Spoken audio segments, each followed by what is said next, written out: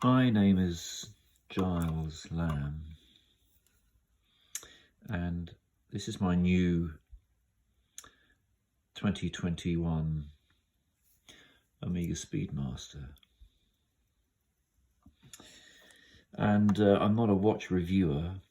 I wouldn't even call myself a watch collector. I do have 3 or 4 watches, but they're all £300 or £400 watches. And this is my first foray into a decent watch. And the reason why I feel compelled to do a video and stick it on YouTube is that, as nauseous as this may sound,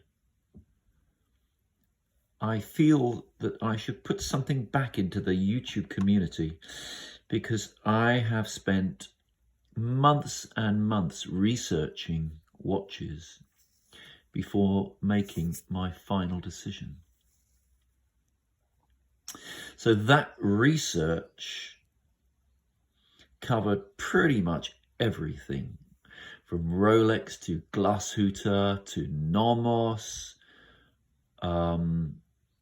Tudor, IWC, you name it, I looked at it. And as Evan from You're Terrific will know, because I PM'd him a couple of times, I was very close to a Mark 18. And I really like the bracelet on that. And the clarity for somebody who in his 50s has got slowly failing eyesight. I thought the clarity of the IWC was great. But at the 11th hour, I changed my mind and went with this. And am delighted, absolutely delighted that I did. And as I say, having spent so much time on YouTube, I feel, and researching videos and, doing it by filtering the date.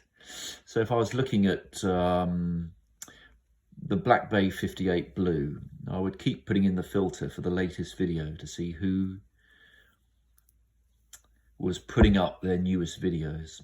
So in the expectation that some of you out there will be doing exactly what I have done, then, here is mine, and let me share a few thoughts with you about it. So one of my things close to my heart, I suppose, is a movement and its accuracy. Does it matter if a watch gains 4, 5, 6 seconds a day? In the big scheme of things, no, it doesn't. So one of the things that sort of put me off about the old Speedmaster was a fairly old movement in it. So with this coaxial, the accuracy appears to be absolutely stunning. So you can see my little sub-second hand going there. And this is my G-Shock linking with the atomic clock every night at 2 o'clock in the morning. And I have had this Amiga for about a week now, and I've set it a week ago, and I haven't touched it. So for a week, this thing has pretty much not lost even half a second. So as I count my seconds on my atomic G-Shock, 54, 55, 56, 58, 59, 60, you can see that that Amiga, having been set about a week ago when I first got it, has barely budged well, not even a tenth of a second, I don't think. So stunningly accurate. So that is my first just love of this watch, is the movement. The second thing that I have opted for and really like is the Hesalite over the crystal. And for me, there is just this lovely organic feel to it that you don't necessarily see on YouTube and on videos. So here in this YouTube, I can see I'm in my garden shed and it's bouncing a little bit of light off the glass roof above it. But the reality is that when you wear this, it doesn't reflect light quite as badly as maybe what you're seeing here. And that again, there's always this difference between what you see on YouTube and what you see on film, for want of a better word, and what you get in the flesh. And in the flesh, the clarity of this dial is just brilliant. So on YouTube and online, when you look at video images, all that white looks quite intimidating and confusing and fussy. The reality is that at a blink of an eye, you see the time, and that your eyes don't get drawn into all the sub-seconds and the seconds and thirds of seconds. And that the rest of that white does just seem to melt away in the flesh. So that is a lovely thing. The attention to detail on the dial, for me, again, is just stunning. And things like in some watches, you know, people will be on YouTube and they'll complain that maybe the pip on their rotating bezel doesn't quite line up, or that their chronograph secondhand doesn't line up. And if I look at the attention to detail here, that chrono secondhand, it could not be, as I look at it, might be a bit skewed on the video, but for me, it could not line up better on that 12 o'clock minute dash. It is absolutely spot on. So detail, lovely.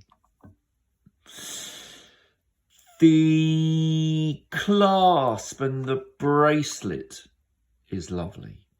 I really like this vintage vibe that they have reintroduced, or rather introduced for 21, and this taper in the bracelet.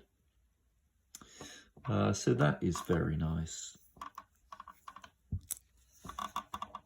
There have been a few reports about sharpness on the back, and I concede that if I actually put my finger on, I'm just looking for a product, stand by, I'm in my work shed and my carpenter's pencil.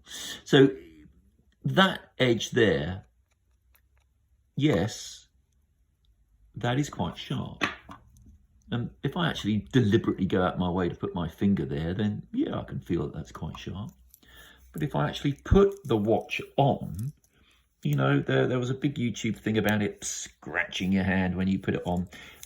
It's just not the case. I'm sorry, but it is just not the case. Super comfy. I don't feel any roughness there at all. And I really do think that you can put that rumour to bed, because it is just not the case. Other things I just love about this, which you won't get to see here, but the loom is cracking as well.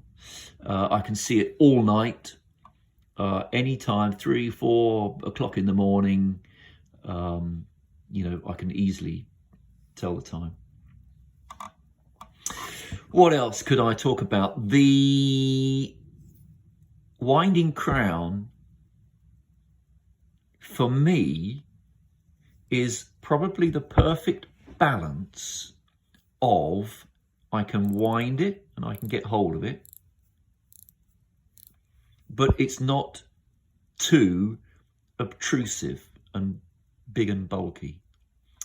So a common thing with a lot of watches is that you get this dig in the back of your hand there, and you can see that this crown is pretty subtle, melts away a little bit, and I don't get that shove in the back of my wrist, but it's not too small that I can't get my fingers hold of it and wind it. So to me, just the perfect balance there. And again, the pushers, they don't bash into the back of my wrist. And I like that balance of they're usable, but not overly large. What else can I say about this? The tachymeter is, again, it's quite unobtrusive. So a lot of videos that I see compared to the flesh, people record their watches close up. So you get the feel sometimes that things are big and bold and in your face. But the reality is that on your wrist, you're looking at your watch, you're not looking at it here. So things melt away sometimes. You can see that clarity in the dial there and how easy it is just to pick the time up from the reality of where you look at your watch on your wrist, rather than your classic sort of YouTube video here. So all in all, very happy. Nearly went with the IWC Mark 18. But very happy with this. Very happy with the Hesalite as well. I like the organicness about it. I like this smooth dome. I like the distortion. And it has a warmth about it, not just to the feel, but again in the flesh. The Hesalite gives it a warmth, which I really like. And I have another Seagull 1963 with a Hesalite crystal. And my experience of polywatch and the odd scuff and polishing it out is that it's a really simple job. And I have yet to get a scratch in other Hesalite watches that I've not been able to get out. So my experience is you can always get them out and keep this looking absolutely super. So there we have it. A little bit of feedback to YouTube for the weeks and months that I spent researching which watch I should get. And I'm very, very happy with this. And I think it's absolutely super. And as I say, the accuracy, stunning. Happy days.